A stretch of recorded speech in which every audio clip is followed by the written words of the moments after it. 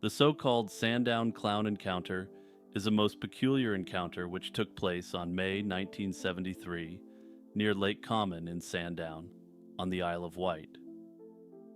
According to the primary account, the two children were on holiday and exploring the area around Lake Common. While they were exploring, they heard a strange wailing sound, similar to the buzzing of an ambulance siren, echoing through the countryside. Intrigued, they followed the noise until they reached a small footbridge spanning a narrow stream. There, they encountered what they later described as a clown.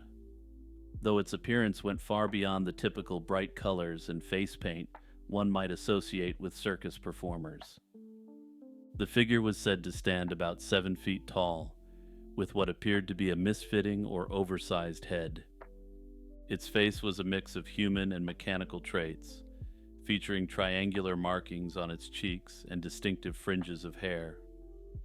One of the most unusual details the children recounted was that the clown seemed to be fumbling with a microphone-like device, from which it occasionally emitted the odd wailing noise. The entity was dressed in a pointed hat, featuring what they remembered as a yellowish top, and wore a long-sleeved outfit that hung loosely from its gangly frame. It apparently had 3 fingers on each hand and moved in a somewhat jerky or robotic fashion. At one point, the clown dropped the microphone, which produced a loud splash in the nearby water, and then the device seemed to stop transmitting the wailing sound. Despite its rather unsettling appearance, the clown didn't appear overtly threatening. According to their later statements, the clown's speech was muffled as though he was talking through a device or from behind a mask. Nevertheless, they managed to communicate. The children asked if he was a ghost. The clown allegedly replied, "Well, not really, but I am in an odd sort of way." He also mentioned that his name was Sam, and that his name was all colors, whatever that means in the context. He may have also stated that people refer to him in different ways, though the accounts vary.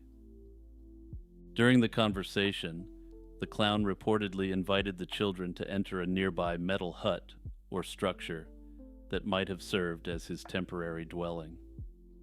Also, I'm just gonna say, when the creepy 7-foot-tall clown-like entity tells you to enter a weird metallic hut, don't walk. Run in the opposite direction of the hut. At any rate, the kids didn't take this advice and decided to follow the entity to the hut.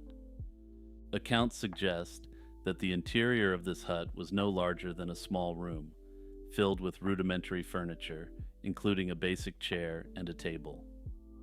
Those who believe the clown was a homeless person wearing an unusual costume believe this ramshackle dwelling is a key piece of evidence in favor of their preferred theory.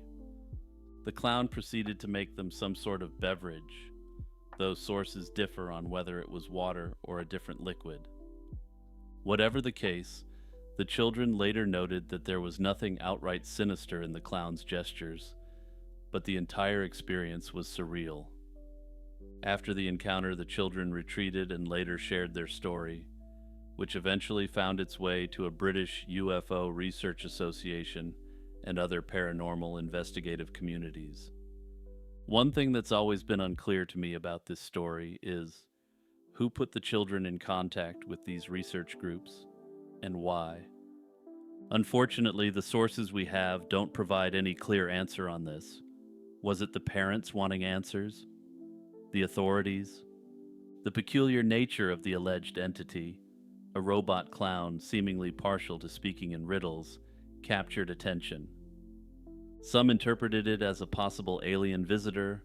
Others suggested it was an eccentric individual in a bizarre costume.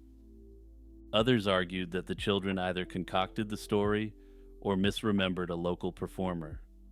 Yet, none of these explanations seem to account for all the details, especially the clown's height, the unusual hut, and the cryptic dialogue. Skeptics have pointed out that children can be prone to exaggeration and imagination.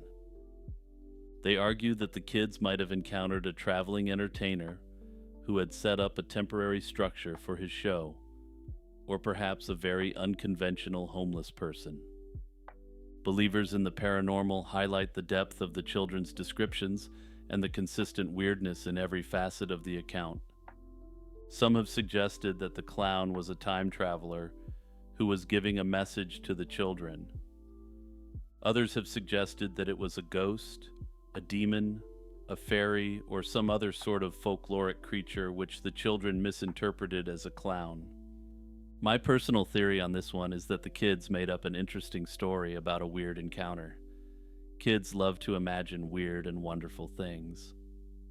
When adults started taking the story seriously, the kids naturally just kept building upon it, again, as kids like to do. All that said, it's a cool, eerie encounter, and I'm happy it's entered the canon of weird and mysterious stories. On October 1st, 2015, at approximately 2 a.m., 37-year-old Clinton Yao Fu was slain outside a residence on Kingston Road, near Ellesmere Road in Toronto. Responding to a 911 call, police discovered Yao Fu suffering from bullet wounds. Despite life-saving efforts, he was pronounced dead at the scene. The investigation revealed that Yao Fu was killed by a single shot from a high-powered weapon, fired from a considerable distance. The shooter demonstrated significant skill, executing the shot at night under challenging conditions, including darkness and wind, all while the victim was moving. A distinctive Browning weapon was recovered approximately 200 yards from the crime scene. Investigators traced it to Montreal, suggesting a potential connection between the perpetrator and that region. Yao Fu had a history of involvement in organized crime. In 2009, he was implicated in a significant substance and weapons bust following a Mr. Big sting operation, which led to his arrest. This is a kind of operation, legal in Canada, where the police pretend to represent a powerful crime lord, getting someone to commit to increasingly serious offenses. This criminal background has led investigators to consider the possibility that his slaying was a targeted act related to his past activities. The method of the slaying, a sniper attack, was highly unusual for Toronto, indicating a level of planning and expertise not commonly seen in the city's criminal cases. Despite extensive investigations, including appeals for information from the public and extensive use of social media campaigns, the case remains unsolved. The prevailing theory on this slaying is that Yao Fu was targeted and eliminated by a powerful crime syndicate. This theory gained substantially more traction when no more attacks of this nature occurred, suggesting that this was in no way a random crime. The Toronto Police Service continues to seek any information that could lead to the identification and apprehension of the individual responsible for this slaying. The Westall UFO incident occurred on April 6, 1966, in the Melbourne suburb of Westall in Australia. What makes this case particularly intriguing is the sheer number of witnesses. Over 200 students, teachers, and nearby residents observed the phenomenon. The event unfolded during the late morning at around 11 a.m. when students and staff from Westall High School and Westall State School spotted a strange object in the sky. The object was described as a gray saucer-shaped craft with a dome on top. According to witnesses, it hovered silently over the school grounds and surrounding fields for several minutes. Some reports indicate that the craft changed shape, stretching into an elongated form before returning to its saucer-like appearance. After hovering, the object reportedly shot off at high speed, disappearing into the sky. Witnesses recall seeing not only the primary object, but also two smaller UFOs that accompanied it. The scene became even more dramatic when 5 small airplanes, possibly civilian or military, were seen circling the area, seemingly pursuing the UFOs. These planes, however, were left behind as the UFOs moved at speeds far greater than the aircraft could match. Some students and teachers ventured beyond the school grounds to an open area called the Grange, where the UFO had appeared to descend. According to these individuals, they found a large circular patch of flattened grass, roughly 12 meters in diameter, in the location where the object was thought to have landed. The grass within the circle was swirled in a particular direction, and there were no tracks or signs of human or vehicle interference. The response from authorities and the school's administration was swift and unusual. The headmaster of Westall High School, Frank Sambleby, held an assembly later that day to downplay the incident. He told the students that they had not seen anything significant and instructed them not to discuss the matter further, especially with the media, which had already begun gathering outside the school. Several students recall seeing men in suits at the assembly, presumed to be government officials, who reinforced this message. This unusual reaction raised suspicions of a cover-up, especially as some students reported being directly approached and intimidated by these mysterious individuals.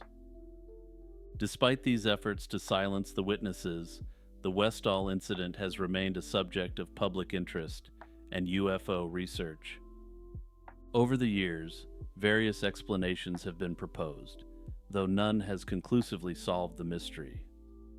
One skeptical theory suggests that the UFO was a high-altitude weather balloon released during a joint Australian-American program aimed at monitoring radiation levels following nuclear tests. These skeptics suggest that there is evidence that a runaway balloon might have drifted over the area that day, and its silver, dome-like appearance could match some descriptions of the UFO. However, many witnesses have rejected this explanation, citing the extraordinary speed and maneuverability of the object, as well as its sudden disappearance. These are characteristics which are naturally inconsistent with the behavior of a balloon. Others have speculated that the object could have been a secret military aircraft, either from the Royal Australian Air Force or the United States Air Force, possibly as test flights. Given the Cold War context and the proximity of Westall to a military base, this theory has gained some traction, though it remains unproven. The Bridgewater Triangle is a roughly 200 square mile region in southeastern Massachusetts that's said to be a hotspot for paranormal activity and unexplained phenomena. Its boundaries are typically drawn to include the towns of Abington, Rehoboth, and Freetown, though surrounding areas often get swept into the legend. The concept was first proposed by American cryptozoologist Loren Coleman, who introduced the term Bridgewater Triangle in his 1983 book, Mysterious America. Coleman's interest in this region was sparked by a series of unusual accounts he'd gathered while researching alleged cryptid and paranormal encounters in New England. He noted that many unexplained incidents occurred within the same geographical area, and so he decided to outline that region as a kind of paranormal triangle. Although Coleman's original focus was on cryptozoological creatures, subsequent investigations have focused heavily on supernatural phenomena. Also, I've just got to editorialize here for a second. Why do supernatural areas always have to be triangles? Why can't we have a spooky rhombus? One of the most famous features of the Bridgewater Triangle is the Hockomock Swamp. Hockomock is an Algonquin word, meaning the place where spirits dwell, which indicates that it was viewed as a sacred and potentially spooky space long prior to European arrival. The swamp is a fairly vast and protected wetland known for its dense vegetation and diverse wildlife. Yet many people claim the swamp is also home to ghostly orbs of light and sightings of mysterious creatures. Whether it's just the region's remoteness or something more, Hockomock Swamp has become central to the Bridgewater Triangle's reputation. Another notable site within the triangle is Dighton Rock, located in the Taunton River. This 40-ton boulder is covered in petroglyphs and has been the subject of speculation for centuries. Various theories about the rock's carvings have pointed to everything from Portuguese explorers to Native American tribes but no definitive origin has been established.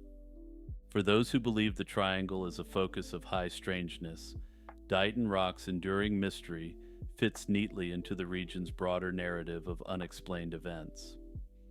Over the years, local residents and visitors alike have reported seeing UFOs, spectral lights, and even giant birds in the region.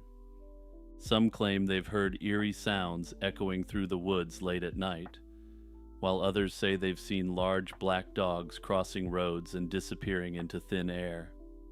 These dog-like creatures are speculated by some to be skinwalker-like entities roaming the region. Law enforcement officers have occasionally spoken about odd occurrences in the region, but there's usually no official explanation offered for these strange accounts. Skeptics argue that the Bridgewater Triangle's notoriety is more a result of legend building and media hype than actual evidence of paranormal activity. They point out that many of the triangle's ghost stories and creature sightings could simply be misidentified wildlife, hoaxes, or folklore repeated over time. Yet, the lasting appeal of the Bridgewater Triangle might lie in its ability to capture people's imaginations. After all, New England has a long history of mysterious tales, and the region's dense forests and swamplands set the perfect stage for unsettling encounters. Anyway, I'm curious if this area has a spooky reputation to locals as well, so leave a comment if you're from the area. Hey, it's Jimmy here with a huge shout out to my subscribers, patrons, and YouTube members. Thanks for making this all possible. The Capitol Hill Mystery Soda Machine was a beloved oddity that captivated the hearts of locals and tourists alike in Seattle, Washington. It was located on the corner of East John Street and 10th Avenue East in the Capitol Hill neighborhood. This battered old vending machine became infamous for dispensing random soda flavors for just 75 cents. Although its exact origins remain unknown, most accounts suggest it appeared sometime in the 1990s, quietly standing outside a locksmith's shop. From a distance, the machine looked unremarkable, just another relic of a bygone era of old soda machines. Up close, however, you'd notice a missing brand label, faded paint, and buttons bearing cryptic question marks instead of the usual logos. When customers pushed those question mark buttons, the machine often dispensed rare or discontinued soda flavors. No one was quite sure who stocked the machine or how it was maintained. There were rumors that a mysterious caretaker quietly slipped by under the cover of darkness to refill it with random drinks. Some said it was a local business owner who enjoyed the sense of community the machine provided. Others believed it was a secret society dedicated to preserving forgotten soda flavors.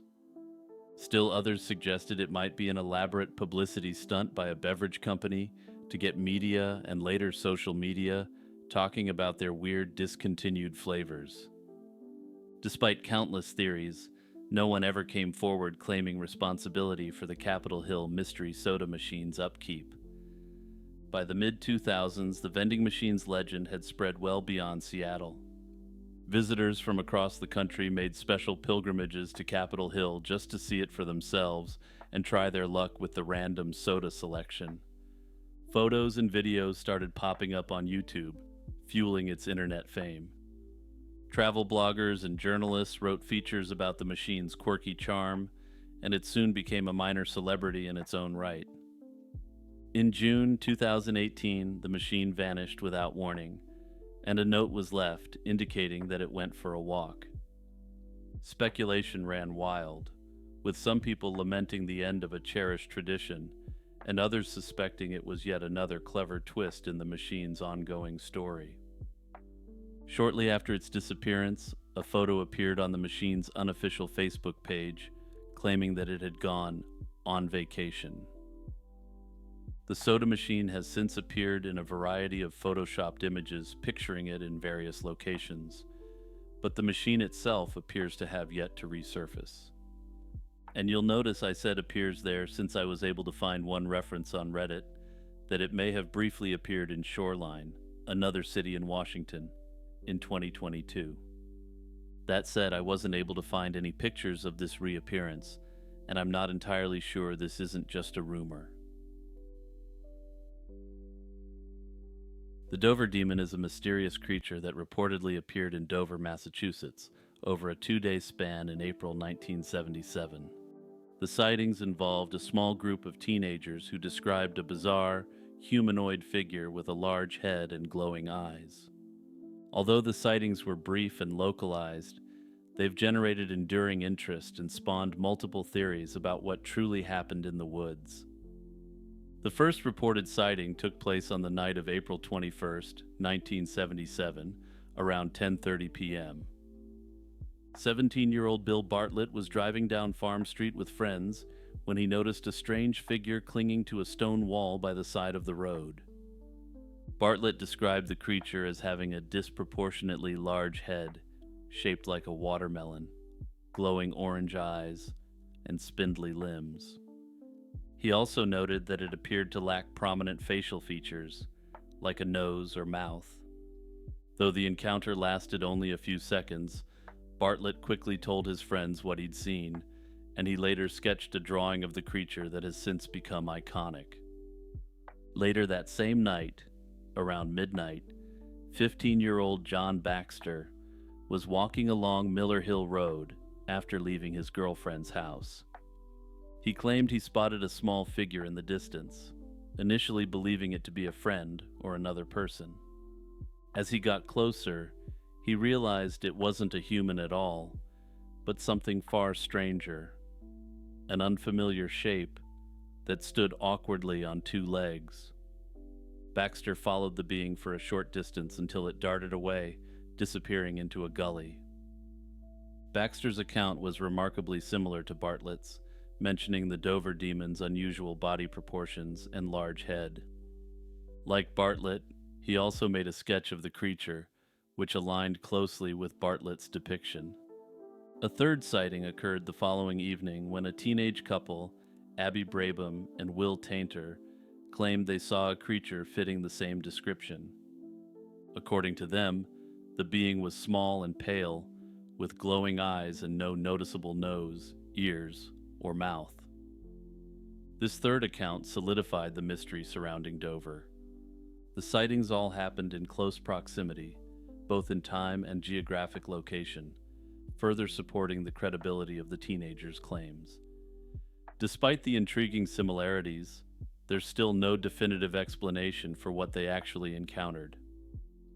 In the days following these strange encounters, word of the Dover Demon spread around town, and then throughout the world via media reports. Skeptics offered various explanations for the sightings. Some suggested that the Dover Demon could have been a baby moose or a newborn calf wandering the outskirts of Dover. However, believers pointed out that the sightings took place in April, and it was unlikely for a moose calf, typically born in May or June, to be roaming around so early. Others proposed an escaped monkey or another form of exotic pet. Yet none of these theories fully account for the demon's distinct features, notably its elongated limbs, huge head, and glowing eyes. A particular popular theory revolves around the Dover Demon being some sort of extraterrestrial or interdimensional being. This theory is bolstered by the fact that the creature appears to resemble traditional depictions of a gray alien. Still others propose that it was an initial owl misidentification combined with a brief period of hysteria sweeping the town. For any longtime fans of my channel, you'll know that I always favor the owl hypothesis. Seriously, owls look incredibly creepy and alien at night when you're alone in the woods, and they can fly and chase you even through thick tree cover at night.